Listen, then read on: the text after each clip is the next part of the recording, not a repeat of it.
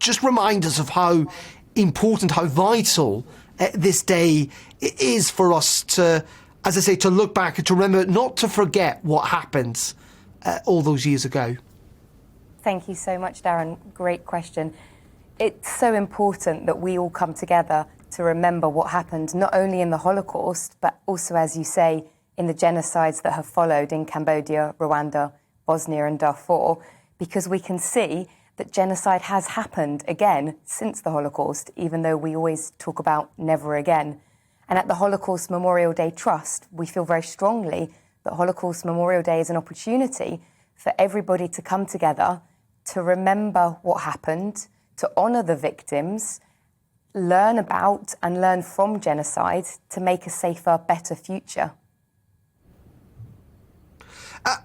And indeed, and you touched upon it there, that, you know, one of the things we have to remember is that we've seen genocide happen time and time again since the Second World War.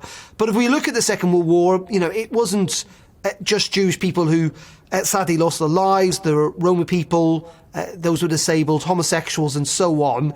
But the vast majority were Jewish people. And this is at a time in which we've seen anti-Semitism on the rise, not just here in the UK, but in many parts of Europe too. Absolutely. So firstly, as you say, the Holocaust saw 6 million Jewish people, men, women and children, murdered by the Nazis and their collaborators. But the Nazis also persecuted anybody that didn't fit their ideal, a rather long list of people of different groups, some of whom you mentioned. And the other genocides that we commemorate on Holocaust Memorial Day also saw people targeted for being different.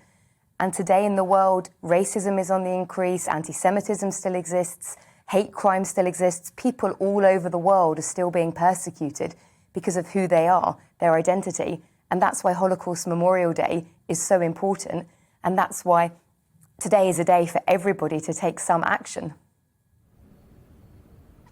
And Rachel, just finally, Prince Charles has commissioned some portraits of the last remaining Holocaust survivors here in Britain. There's not many of them now left. Just talk us through what the Prince of Wales has been doing. So the Prince of Wales has been doing an incredible project to capture the portraits of, I think it's 7 Holocaust survivors, and that's now an exhibition that I think will be open to the public. And it's one of many projects that's working hard. Holocaust survivors, as you say, are increasingly becoming less able to tell their story.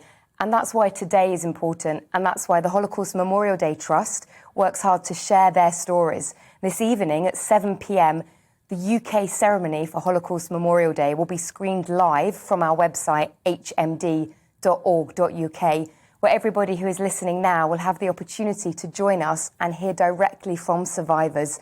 And not only to hear their story, to hear about what we can all do to make the world a safer, better place.